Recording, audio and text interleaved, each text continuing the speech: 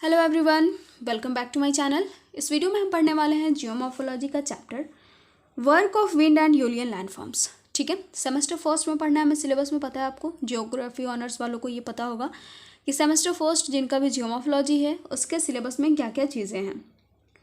जो भी सिलेबस मांग रहे थे कि दीदी सिलेबस भी अपलोड कर दो सेमेस्टर फर्स्ट का, उनके लिए मैं बता दूँ कि सेमेस्टर फर्स्ट में जितनी भी चीज़ें पढ़नी है सिलेबस में वो सारा मैं अपलोड कर चुकी हूँ प्लेलिस्ट में। अब तक मैंने वीडियो नहीं बनाया टॉपिक वाइज कि कौन कौन से टॉपिक्स कवर करने हैं, क्योंकि देखो इसमें थोड़ी सी परेशानी ये हो रही है कि सारे यूनिवर्सिटी अलग अलग हैं। ठीक है, और ऐसा तो नहीं है कि आप जितने भी लोग देख रहे हो वीडियो, जितने भी मेरा नोट्स यूज़ करते हो वो सारे एक ही यूनिवर्सिटी को हो, ऐसा भी नहीं है। तो इसमें कुछ कुछ एडिशन भी होते हैं, लगभग टॉपिक सेम होते हैं लेकिन थोड़े बहुत एडिशन भी होते हैं अपनी अपनी तरफ से, यूनिवर्सिटी की तरफ से। ठीक है, तो वो आप खुद से चेक कर सकते हो कि क्या है सिलेबस में, गूगल करके आप देख सकते हो, आपको मिल जाएगा आई होप। तो चलिए स्टार्ट करते हैं। और हाँ, जिनको भी नोट्स चाहिए, नोट्स के लिए आप जा सकते हो इंस्टाग्राम पे, आपको वहाँ पे पीडीएफ फॉर्म में नहीं मिलेगा। मैं पहले ही बता देना चाहती हूँ कि पीडीएफ फॉर्म में नहीं मिलेगा, और मैं नहीं बना पाती हूँ, इतना टाइम नहीं मिल पाता कि मैं पीडीएफ अपलोड करूँ, तो इससे आप काम चला सकते हो। ठीक है, अब चलिए स्टार्ट करते हैं। क्या पढ़ना है हमें आज? तो हमने क्या देखा, हमने इरोजन देखा किस चीज़ का, यहाँ पे तो वर्क है, चलो मान लेते हैं। वर्क ऑफ क्या देखा, वाटर देखा सबसे पहले, work of river, river water वही सेम चीज़ मान लेते हैं। ठीक है, पहले वाटर का देखा, रिवर का देखा, रिवर के बाद हमने देखा ग्लेशियर्स का। ठीक है, अभी हम देखने वाले हैं विंड का। ठीक है, अभी विंड का वर्क देखेंगे तो इतना तो सबको समझ में आ रहा होगा कि जब वर्क ऑफ विंड पढ़ेंगे तो इसमें दो चीज़ें होंगी। पहला तो दो चीज़ें नहीं, तीन चीज़ें होंगी। पहला क्या होगा, पहला होगा इरोजनल, दूसरा होगा ट्रांसपोर्टेशनल, और तीसरा क्या होगा, डिपोजिशनल। ठीक है, इतना तो हम सब में पढ़ते आ रहे हैं, तो सेम चीज़ें वही हमें यहाँ भी पढ़नी है। ठीक है, लैंडफॉर्म्स किस तरह से क्रिएट होंगे और किस तरह से जो हवाएं हैं उनका काम होगा, किस तरह से वो अफेक्ट करेंगी लैंडफॉर्म्स को, वो सारी चीज़ें देखेंगे। ठीक है, ये पार्ट फर्स्ट है हमारा। चलिए स्टार्ट करते हैं। सबसे पहले अब हम देखेंगे इसमें अर्लियन प्रोसेस क्या होता है। Aeolian processes involving erosion of dry, loose and unprotective geomaterials, transportation and deposition of the sediments, mainly sands, are most active in and semi arid regions of tropical and temperate environments. Aeolian processes क्या होते हैं, इनमें erosion शामिल होता है। किस चीज़ का erosion हो रहा है भाई, तो इरोजन हो रहा है यहाँ पे उन जियो मटेरियल्स का जो कि अनप्रोटेक्टेड है, मतलब किसी चीज़ से उन पे प्रोटेक्ट नहीं किया जा रहा है, एकदम लूज हैं, सूखे हुए हैं, तो उनका यहाँ पे इरोजन होगा, ट्रांसपोर्टेशन होगा और डिपोजिशन होगा। ठीक है, उनको हम क्या कहते हैं, उनको हम यूलियन प्रोसेस कहते हैं। मतलब अगर सिंपल देखें तो हवाओं के द्वारा लाया गया हुआ, हवाओं के द्वारा जो हवाएं हैं उनके द्वारा अगर कोई चीज़ एक जगह से दूसरी जगह ले जाई जा रही है, उनको हम क्या कहेंगे, उनको हम कहेंगे यूलियन प्रोसेसेस। ठीक है, वर्ड थोड़े से डिफिकल्ट है, मतलब प्रोनाउंसिएशन में थोड़ा दिक्कत हो रहा है। ठीक है, तो आप समझ लेना। अब आगे हमारे इनमें कौन सी चीज़ें आ सकती हैं। अब हवाएं हमें तो नहीं लेकर के जाएंगे, और हम तो इरोजनल में नहीं शामिल होंगे और डिपोजिशनल में भी नहीं। ठीक है, ट्रांसपोर्टेशन तो खैर हमारा हो जाएगा, लेकिन इरोजन तो नहीं हो रहा है ना हवाओं से।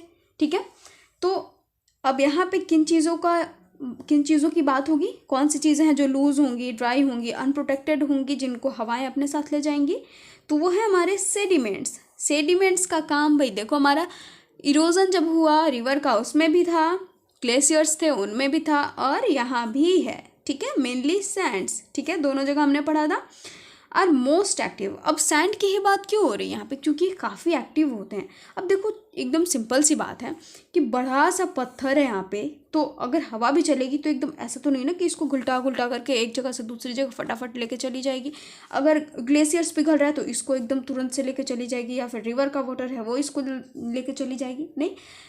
अगर एकदम रोज़ के प्रोसेसेस में देखें, इरोजन और डिपोजिशन की बात करें, ट्रांसपोर्टेशन की बात करें, जो रेगुलर होती रहती हैं, तो वो कब होती हैं, किन चीज़ों की होती हैं, तो बेसिकली सैंड्स की होती हैं। मतलब अब छोटे छोटे सैंड्स भी बनते होंगे, जैसे इतना बड़ा पत्थर है तो उसको जो है घिसने में, ठीक है, इरोड होने में काफ़ी टाइम लगेगा। ऐसा नहीं कि एक ही बार में घिस जाएगा, लेकिन जो छोटे छोटे हमारे बालू हैं, जो सैंड है, सेडिमेंट्स हैं, वो एक जगह से दूसरी जगह बड़ा जल्दी एकदम ट्रांसपोर्ट हो सकती हैं। ठीक है, इसीलिए इनकी बात हो रही है मेनली सैंड्स की, क्योंकि ये काफ़ी एक्टिव होते हैं एरिड एरिया में।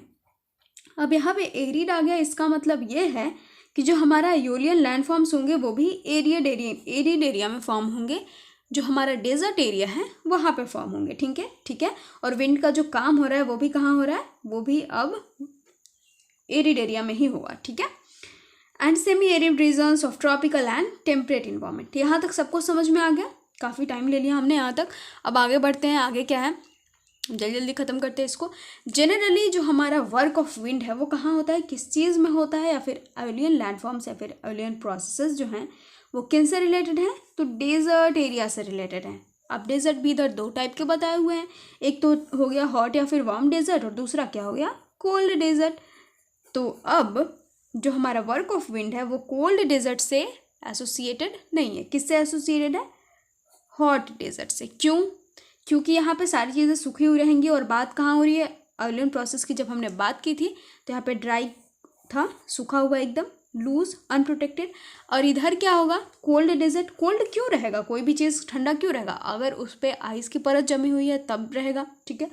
तो कोल्ड मतलब कि जो डेजर्ट है उधर आइस है बहुत सारा ऊपर से, तो अब ऊपर से आइस है तो इतनी जल्दी तो इरोड होगा नहीं। ठीक है।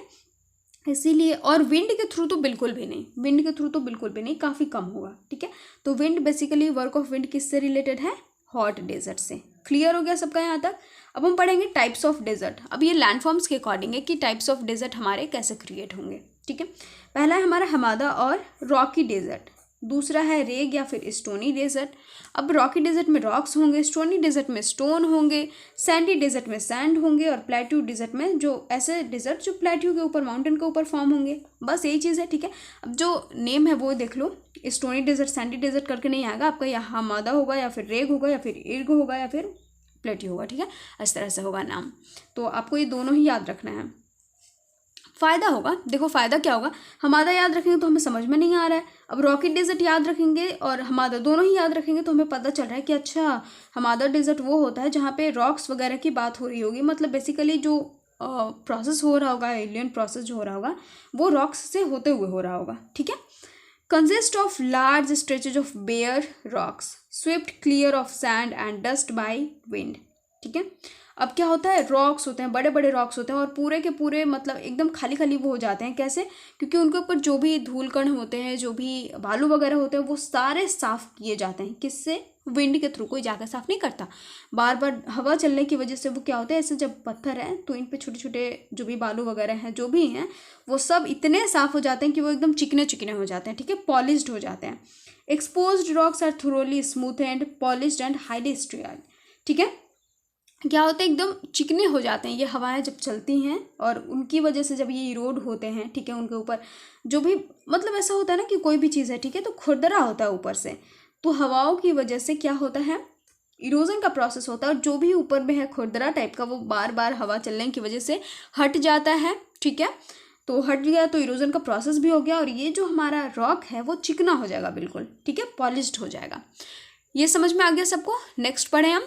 नेक्स्ट हमारा है रेग या फिर स्टोनी डेजर्ट। अब इनकी बात क्यों हो रही है भाई, composed of extensive sheet of angular pebbles and gravels which the wind is not able to blow off। ठीक है। ये पेबल्स के बने हुए होते हैं, ग्रेवल्स के बने हुए होते हैं, जो कि जिनको विंड अपने से बहाता ही नहीं है, मतलब बहाता है लेकिन इतनी जल्दी इतनी आसानी से नहीं बहा पाता है। ठीक है। विंड एबल ही नहीं होता है। क्लियर हो गया? स्टोन ही है ना, स्टोन है, खुद ही स्टोन है। रॉक्स तो टूटते फूटते रहते हैं, स्टोन काफ़ी टाइम लेता है। ठीक है। एक जगह से दूसरी जगह घुलट करके जा सकता था ये वाटर में, लेकिन अब क्योंकि हवा है तो हवा इतनी जल्दी मतलब काफ़ी तेज़ आएगी, तो हो सकता है थोड़ा सा इसको हिला दे, ये हो सकता है, लेकिन उतना ज़्यादा कोई इफेक्ट नहीं पड़ेगा। क्लियर? आगे पढ़ते हैं इर्ग, जिसको हम सैंडी भी बोल रहे हैं। अब सैंडी डेजर्ट है तो भाई इस पर तो हवा का इफेक्ट बहुत पड़ने वाला है। Also known as sea of sand. Sandy desert को सी ऑफ सैंड क्यों कहेंगे? ठीक है। क्यों कहेंगे? क्योंकि यहाँ पे सिर्फ आपको दूर दूर तक सिर्फ बालू ही बालू दिखेगा। Okay. Wind deposit vast stretches of undulating sand dunes in the direction of winds. जिस डायरेक्शन में विंड चलेगा उसी डायरेक्शन में आपने सैंड ड्यून्स बनते हुए देखा होगा, जिनका भी घर होगा ऐसे जगहों पे। ठीक है। या फिर जो मतलब काफ़ी नज़दीक होंगे उनको पता होगा कि किस तरह से सैंड ड्यून्स बनते हैं, और जिनको नहीं पता उन्होंने पिक्चर्स देखी होंगी सैंड ड्यून्स की, लाइक इमेजेस देखे होंगे, बुक्स में देखे होंगे इमेजेस। ठीक है। तो उस एरिया में, सैंडी डेजर्ट वाले एरिया में लैंडफॉर्म्स बेसिकली सैंड ड्यून्स जैसे बनते हैं। ओके, एक जगह से बालू ऐसे है, इसको उठा के पूरा इधर ला के ऐसे जमा कर दिया, इसी तरह से बनते हैं ना सैंड ड्यून्स, तो वो हो गया हमारा, ठीक है, सैंडी डेजर्ट। नेक्स्ट क्या है हमारे पास, माउंटेन डेजर्ट या फिर प्लेट्यू डेजर्ट। अब बेसिकली इसमें क्या होगा, माउंटेन या फिर प्लेट्यू में बन रहे हैं ये desert. Desert which are found on the highlands such as on plateaus and mountain ranges where erosion has dissected the desert highland into rough chaotic peaks and uneven ranges। ठीक है, जिसमें क्या है, जो हमारे पिक्स वगैरह हैं वो काफ़ी ज़्यादा मतलब इरोड हो जाते हैं। ठीक है, इरोजन वहाँ पे होता है जिनकी वजह से अनइवन रेंजेस भी क्रिएट हो जाते हैं। ठीक है, और बेसिकली ये जो डेजर्ट हैं वो कहाँ पे होंगे, प्लेट्यूज पे होंगे या फिर माउंटेन्स पे होंगे। इतना से ही हमें पता चल जाए कि अच्छा प्लेट्यू डेजर्ट कौन से होंगे, जहाँ पे डेजर्ट माउंटेन्स पे बन गए होंगे, प्लेट्यूज पे बन गए होंगे, इरोड हो करके। ठीक है, आगे बढ़ते हैं। आगे हमारे पास है एक्शन ऑफ द विंड। ठीक है, action of the wind carried out in following veg. बहुत सारे वेज में होते हैं एक्शन। अब सेम चीज़ें हैं, ये जो एक्शन है ये बिल्कुल वैसी होंगी जैसे बाकी के पहले प्रोसेसेस में हुई थी, मतलब पहले चैप्टर्स में हुई थी। ठीक है, डिफ्लेशन, एब्रेजन और एट्रिशन। एब्रेजन और एट्रिशन से तो हम पहले से वाकिफ़ हैं। डिफ्लेशन को देखते हैं, ये क्या होता है, involves lifting and blowing away of loose materials from the ground. ये बात जब हम कर रहे थे सैंडी डेजर्ट की, वहाँ पे ये ज़्यादातर होएगा। क्यों होगा, क्योंकि बालू एक जगह से उठ करके दूसरी जगह चली जाएगी, तो जहाँ से बालू मतलब यहाँ पे ऐसे प्लेन है, ठीक है, और यहाँ से ऐसे बालू उठ करके यहाँ पे चली गई तो यहाँ पे गड्ढा टाइप का हो गया, डिप्रेशन टाइप का हो गया।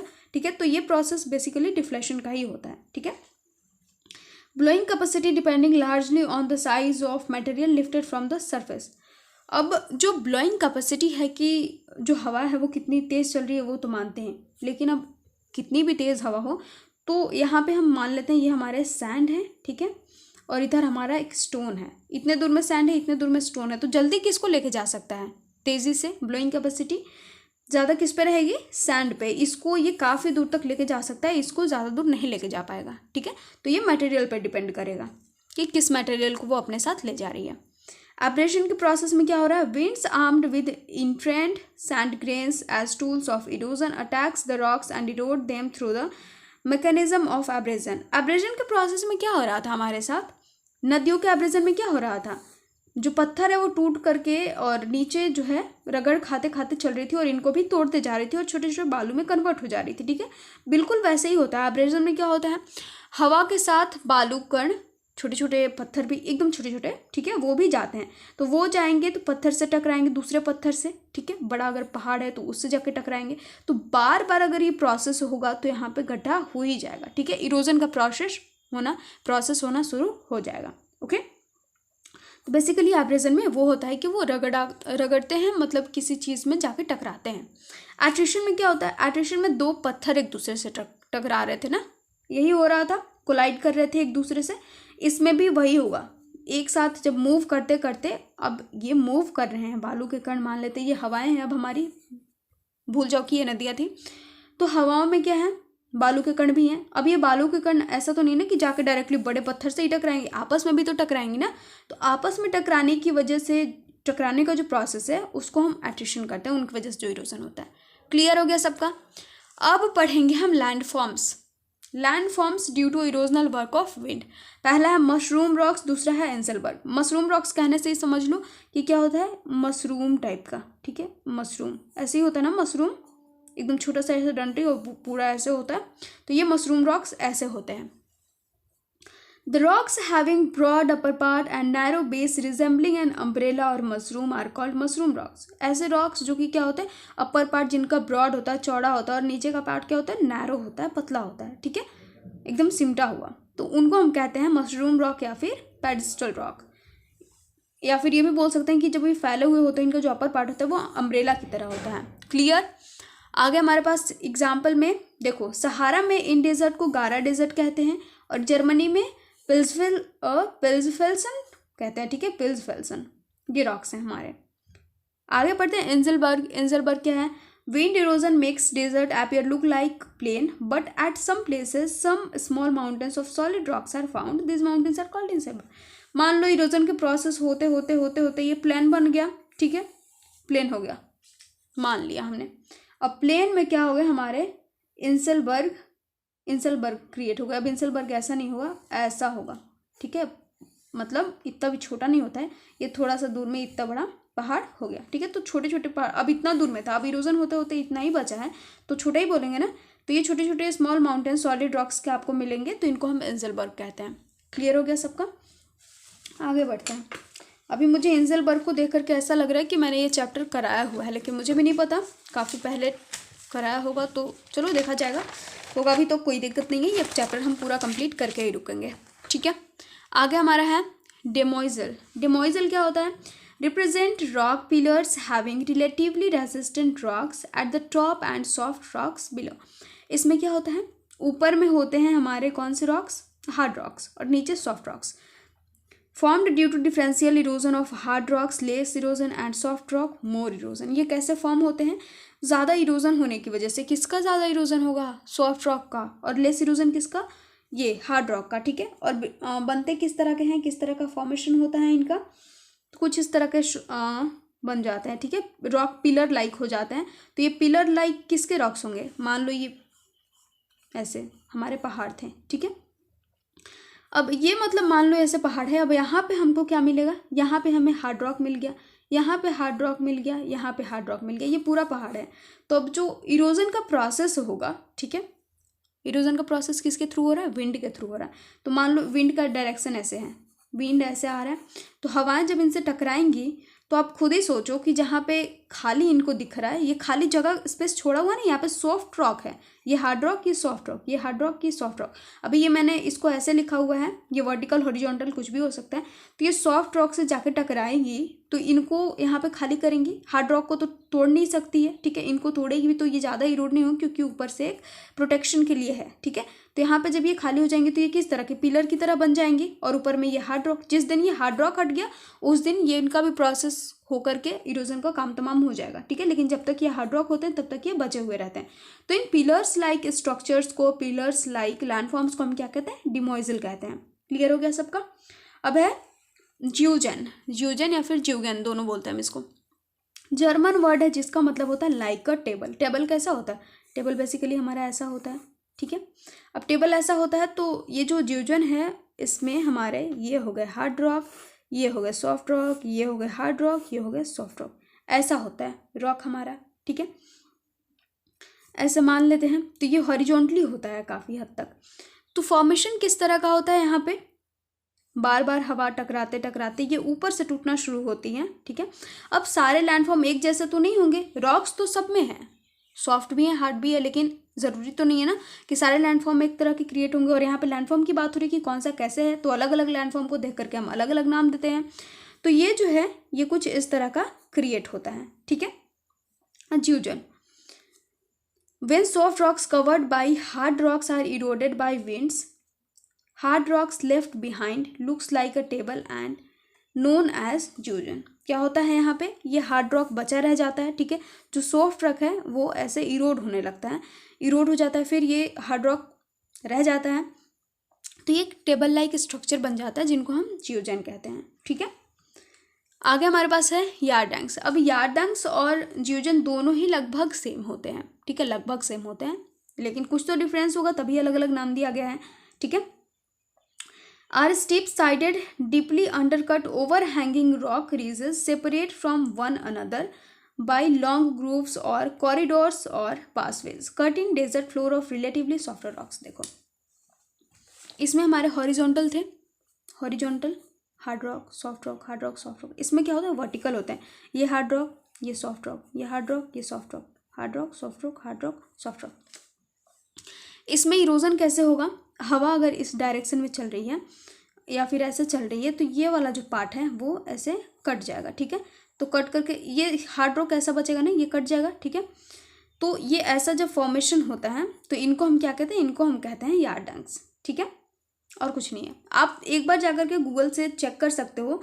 क्या चेक कर सकते हो? लैंडफॉर्म्स जो भी मैंने यहाँ पे बताया है, मैंने किसी का भी इमेज नहीं बनाया यहाँ पे, तो आप जाकर के इमेज बना सकते हो अपने साथ। जब बनाओगे, आप कॉपी बनाओगे, नोट कॉपी, तो वहाँ पे आप इनके साथ साथ इमेजेस भी क्रिएट कर सकते हो, आप बना सकते हो, ठीक है। ज़रूरी भी है इमेज बनाना साथ में, ताकि आपको बाद में समझने में दिक्कत ना हो। आगे है स्टोन लैटिस। ये क्या होते हैं? Soft rocks and soft parts get eroded by winds and only hard parts are left behind which make formation look like net. अब देखो, अब सॉफ्ट रॉक्स हार्ड रॉक्स मिले हुए होते हैं। अब मैंने ऐसा बता दिया तो एकदम सारे रॉक्स ऐसा तो नहीं है ना कि यहाँ पे हार्ड होगा, यहाँ पे सॉफ्ट होगा, यहाँ पे हार्ड होगा, ऐसा नहीं होगा। ये भी हो सकता है कि ये ऐसे हार्ड है, यहाँ पे थोड़ा सा सॉफ्ट है, फिर ऐसे हार्ड है, फिर यहाँ पे सॉफ्ट है, यहाँ पे हार्ड है, हो सकता है ऐसा। जब हवा का इस पर प्रभाव पड़ेगा, इरोजन होगा हवा के थ्रू, तो कौन सबसे जल्दी इरोड होगा? ये पार्ट, ये पार्ट, ठीक है। यहाँ पे अगर सॉफ्ट है तो ये पार्ट, तो ये होल लाइक स्ट्रक्चर क्रिएट करेगा। ऐसा होता है ना, बहुत सारे हमने लैंडफॉर्म्स देखे हुए होते हैं जो क्या होते हैं, ऐसे होते हैं, ठीक है, ऐसे होते हैं, ऐसे होते हैं, इनमें ये होल बचा हुआ रह जाता है, ठीक है। तो इस तरह के स्ट्रक्चर कब बनते हैं? इस तरह के स्ट्रक्चर को हम क्या कहते हैं? Stone lattice. और बनते कब हैं? जब जो हमारे सॉफ्ट मटेरियल्स होते हैं वो वहाँ से इरोड हो जाते हैं। तो ये नेट लाइक स्ट्रक्चर, यहाँ पे एक होल, यहाँ पे होल, यहाँ पे होल, नेट में होल ही होता है ना बेसिकली, तो उसकी वजह से इनको हम स्टोन लैटिस बोलते हैं और ये नेट लाइक स्ट्रक्चर क्रिएट करते हैं। आगे हमारे पास है ड्रीकैंटर। ड्राइकैंटर क्या है? With continuous and all directional erosion rocks attain triangular shape known as dreikanter. देखो, ये बेसिकली ट्रायंगुलर शेप ले लेता है। ये सरफेस इसका ट्रायंगुलर हो गया, ठीक है, ट्रायंगुलर शेप ले लेता है। अब ऐसा बड़ा भी होगा ऐसे, तो ये ट्रायंगुलर शेप, ठीक है। तो इस तरह का शेप क्रिएट करता है और इसमें हवा का जो प्रभाव है वो चारों तरफ से, ऑल डायरेक्शन से पड़ता है, इसकी वजह से ये ऐसा क्रिएट होता है। तो बेसिकली याद रखना है कि इसमें क्या होता है, कंटिन्यूसली इरोजन की वजह से, ऑल डायरेक्शनल इरोजन की वजह से ये ट्रायंगुलर शेप फॉर्म करता है, जिसको हम ड्राइकैंटर कहते हैं। हो गया। आगे बढ़ते हैं हम ब्लो आउट्स। ये क्या होता है? Long continued deflation. डिफ्लेशन हमने पढ़ा हुआ था ना, इसमें क्या हो रहा था, एक जगह से दूसरी जगह जो हमारे सैंड्स थे वो उठ करके चले जा रहे थे, खुद नहीं, हवा की वजह से, ठीक है। तो मैंने बताया था कि जहाँ से बालू उठा, ठीक है, हवा यहाँ से उठा करके यहाँ ले जा करके सैंड ड्यून बना दिया। तो ये जो डिप्रेशन फॉर्म हुआ हमारा, वो भी एक स्ट्रक्चर है, वो भी एक लैंडफॉर्म है, ठीक है। तो उन्हीं को हम कहते हैं ब्लो आउट्स, ठीक है। Long continued deflation removes most of the loose materials and thus depression hollows known as blow outs are formed, ठीक है। अब ये ब्लो आउट्स जो है वो डिफ्लेशन की वजह से फॉर्म होता है, डिप्लेशन का जो प्रोसेस है उनमें ये फॉर्म होता है, ओके। तो ये हमारा था इरोजनल प्रोसेस के थ्रू जो भी लैंडफॉर्म्स क्रिएट होते हैं उनके बारे में, जो कि हमने कंप्लीट किया है। जहाँ पे कोई भी दिक्कत हो, अगर लगे कि मैंने गलत पढ़ाया, तो आप वहाँ पे बता भी सकते हो कि कहाँ पे क्या चीज़ें सुधारने की ज़रूरत है, ठीक है। और अगर समझ में आया होगा, अगर अच्छा लगा होगा, तो आप वो भी बता सकते हो, ठीक है। बताना बहुत ज़रूरी है ताकि मैं भी इसे आगे कंटिन्यू कर सकूँ। नहीं तो आप डायरेक्टली बस मैसेज करो, दीदी ये वाला कंप्लीट करा दो, वो वाला कंप्लीट करा दो, ना तो आप लाइक करोगे, ना शेयर करोगे, ना कमेंट करोगे, तो मुझे कहाँ से पता चलेगा, ठीक है। तो आप देखा करो। और नोट्स तो मुझे पता है इंस्टाग्राम पे सारे लोग यूज़ कर रहे हैं, लेकिन यहाँ पे भी आकर के देख लिया करो और लाइक वाइक कर दिया करो, ठीक है। थैंक यू सो मच, मिलते हैं नेक्स्ट वीडियो में।